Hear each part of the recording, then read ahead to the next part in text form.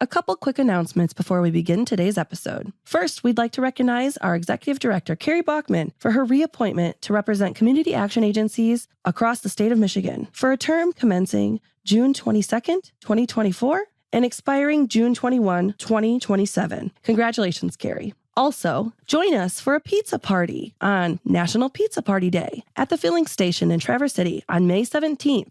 All day from 11 a.m. to 10 p.m. 10% proceeds go back to NMCAA. Lastly, join us for dinner and a movie supporting Meals on Wheels of NMCAA at the State Theater on May 29th from 1 to 4 p.m. featuring the film Chinatown.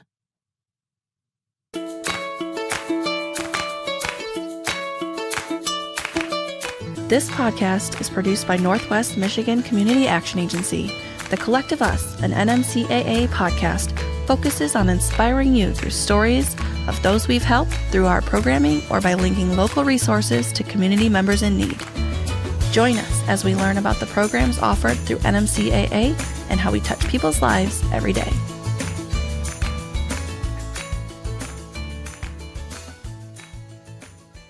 Welcome to The Collective Us. I'm Erica Austin, and unfortunately, my co-host Ryan is feeling a little under the weather today, but I have a very special treat for you. I've wrangled a guest co-host, my counterpart at the office. Welcome, Melissa Findley-Thompson. Happy to be here with you again, Erica. This time as a host, not as a guest. Yes, thank you for stepping in today. We're excited today to bring to you what we think will be the beginning of something very special. That's right, June is National Rebuild Your Life Month, and we are bringing you a series based on that notion over the next handful of episodes. The premise being that it's never too late to start living the life you've always wanted to have. It could mean changing careers, changing your education, starting your education, whatever it might be, as long as you dream it and follow what makes you happy. You can take your plans off the back burner and start now. So, shall we get to the guests? Introducing first-timer to the show, John Sullivan, General Foreman with Clark Contracting Services. Thanks for being here. Thank you for having me. And returning guest, Tish Stave, Director of Housing and Energy Efficiency Services at NMCAA. Welcome back. Thanks. I'm excited to be back. So we know through prior episodes that Housing and Energy Efficiency Services, or HEES, has two main programs: emergency home repair and weatherization, both of which are in regard to construction on or of the home. So Tish, NMCAA doesn't have contractors on staff, correct? So how can you explain to the collective how we gain new community partners to help our neighbors? That's a great question. We have some long-standing relationships with some of the contractors in our community. With our weatherization program, we sign often several year-long contracts with companies to come in and do the weatherization work, the insulation, the air sealing, the weather stripping, the mechanical upgrades. So we bring people on through an RFP process, a request for proposals. So we will put our feelers out through different channels, social media, through the newspapers, through word of mouth. Often we borrow from other community action agencies across the state that are doing the same kind of work. And then with our emergency home repair program, we have long-standing relationships with different roofers, different HVAC contractors, plumbers throughout the 10 counties that we serve, but we're often introduced to new ones through the applicants to the program. Somebody will apply and say, hey, I've got this need, and guess what? My cousin used this roofer. They really like them. So we'll allow them to bid on projects along with the preferred roster that we already have. That's awesome. Yeah, really absolutely. Cool. And so, John, can you tell our listeners a little bit about your company, Clark Contracting Services? What do you do specifically, and what's your service region? So we service basically all of Lower Michigan and most of the eastern side of the Upper Peninsula as a commercial contractor. Wow. For weatherization work, we work with this agency, which is 11 counties, and Chippewa-Loos-Mackinac, which is 3 counties. Okay, wow, that's incredible. And then on the commercial side, it's all over the state. Okay. So you do general contracting. So like roofing, siding, weathers, like what all do you? We do weatherization, and then most everything else is commercial. There's no residential. Okay. We are all basically carpenters on our side and no Gotcha. roofing. Okay. All right. Fantastic. That's a huge region. I mean, Yeah, we absolutely. cover a lot of Yeah. ground. That's a lot. Yes, we have a very large company that does multi-million dollars worth of work in a year. Wow. Any idea how many employees you have on staff? On the Clark Contracting side, it's probably around 200. Wow. with carpenters and office staff. Wow.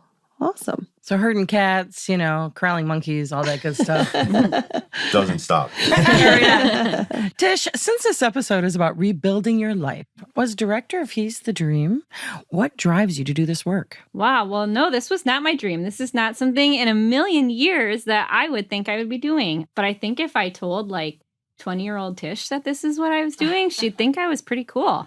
Oh, Yeah, I started that. at the agency right out of college, and I've worked through many different positions and hats and landed here with a twist of fate. And I can't imagine doing anything else, honestly. Awesome. I love that. So to follow up on Melissa's last question, what drives you to do the work? What is it that you love about it? Just helping people. That's what our agency does. I think there's something to say about physically being able to see the improvements in somebody's life. I'll never forget the first. So every year, our agency, as a weatherization program, the state selects a certain number of homes that we have to go visit with our state monitors to make sure that we did everything correctly. Every measure we installed was done right. We didn't miss anything. And I remember the first year that I did that, we visited a home. I was 4 months new on the job. And there was a woman at the house that we weatherized, and she was sitting on her couch with her dog while they were running some of the blower door tests and some of the different diagnostic tests to make sure things were done right.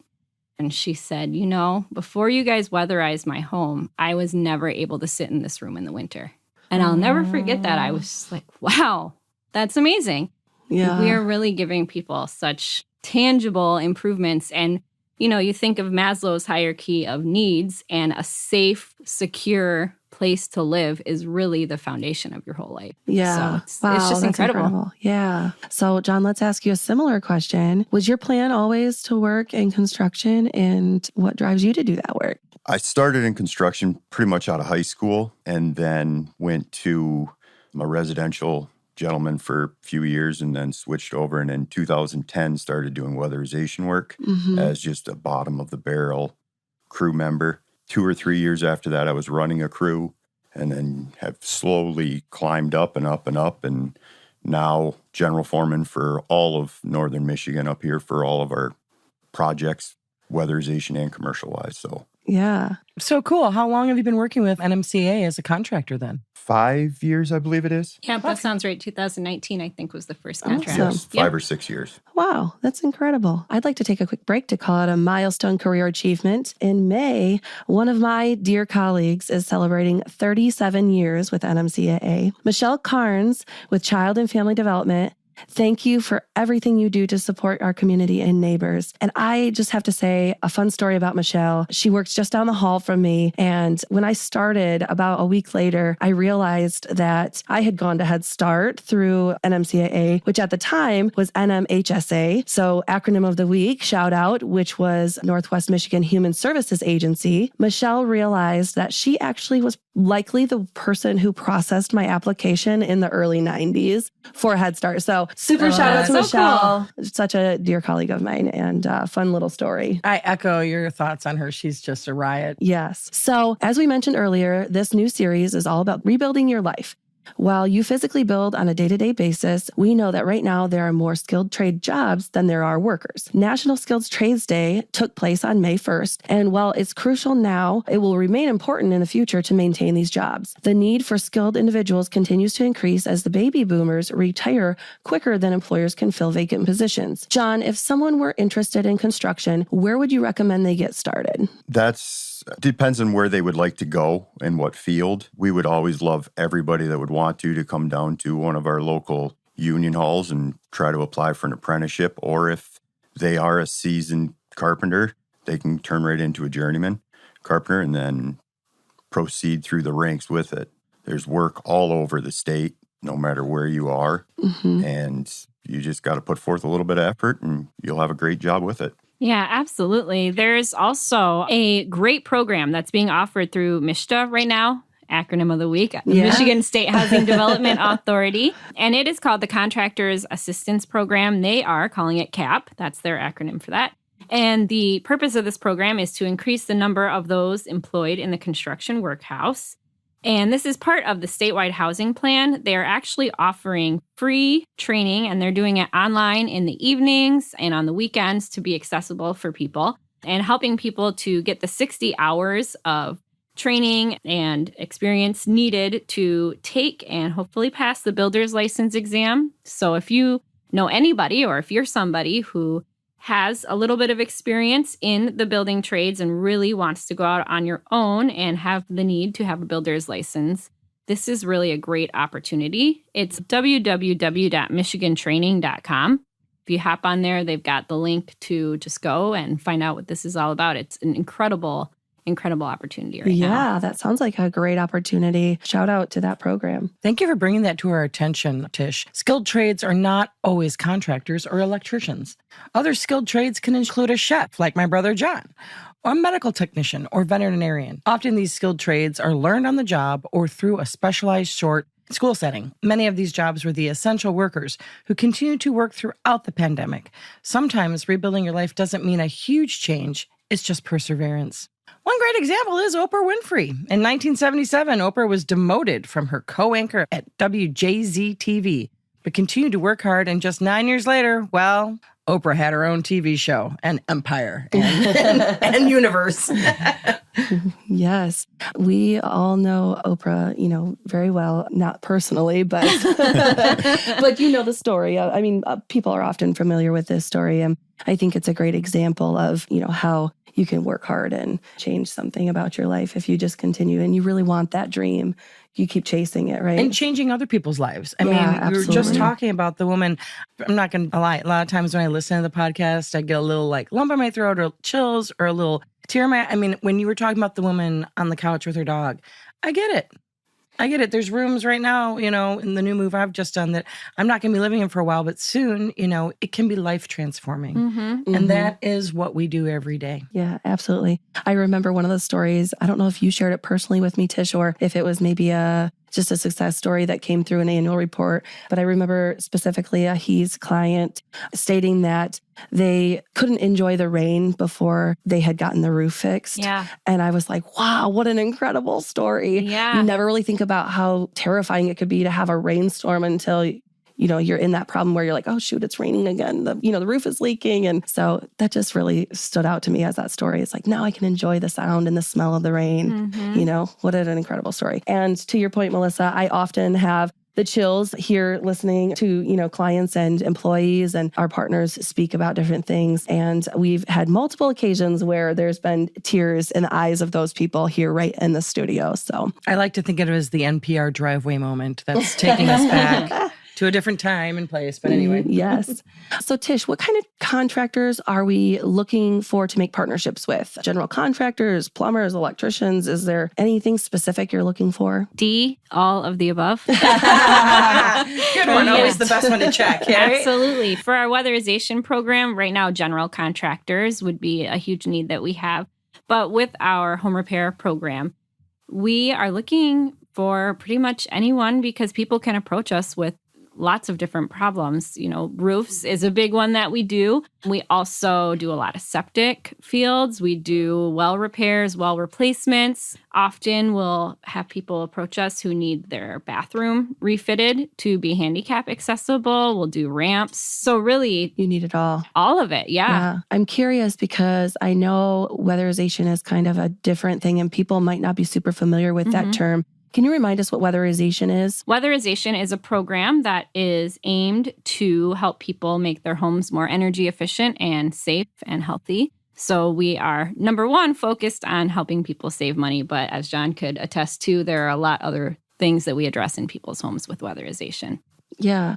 So John, is there anything specific that you as a contractor need to have to be quote unquote certified as a weatherization contractor? I don't know if that's the right term, but Yes, there is a lot of pre-quals that you'll have to go through to do that. You have to be a lead safe certified firm. There is mandatory training for every employee that goes through there. They must have an OSHA 10 within 90 days so that we're making sure everyone on the job site is being safe and not hurting themselves. And then just the regular tools, or some of them are a little different, like an installation machine and okay. some of that kind of stuff. Interesting. But Okay. So a little bit outside of the box things. Yeah, specialized. The great thing about Michigan, though, not every state has a statewide training facility. We are very lucky to have MyTech, which is a statewide training facility for weatherization. And through all of the increased funding that we've received, thanks to the bipartisan infrastructure legislation, we actually have a lot of funding to help people to get that training.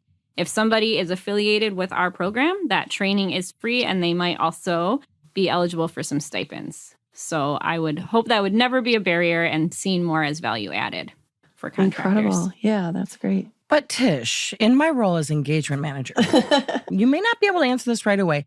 You know, how often, because I've heard you say it before, we need like a furnace angel, right? Or other services.